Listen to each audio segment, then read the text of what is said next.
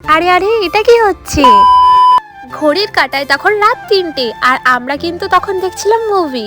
আর তার সাথে ছিল গরম গরম চা। আর বলো তো তোমরা গেস করতে পারছি মুভিটা কি মুভি? Ignore my face. তারপর কিন্তু সারা রাত ধরে মুভি দেখার পর বিছনাটা একটু গুছিয়ে নিচ্ছিলাম। দেখো, আমার মতো হয়তো অনেকেই আছো যারা আমার মতো ভিডিও বানাও, কিন্তু তা দেখে অনেকেই হাসি, অনেক কথা বলে। তবে কি জানো তো, সবাই কিন্তু বলতে পারে, তবে যারা নতুন কিছু শুরু করে তারাই জানে একটা স্বপ্নের জন্য কত স্বপ্ন ত্যাগ করতে হয়। আর যারা আজ বলছে তাদের তো কাজই বলা, তুমিও যদি তাদের সাথে বলতে যাও তবে তোমার আর তাদের পার্থক্যটা কোথায়?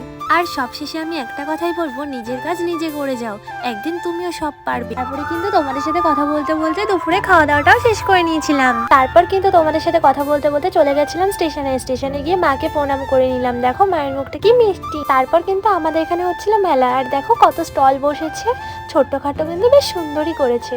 আর এদিকে দেখো মায়ের মুখটা কি মিষ্টি, তাই না? আর এখানে কিন্তু মায়ের প্রসাদও দেওয়া হচ্ছিল।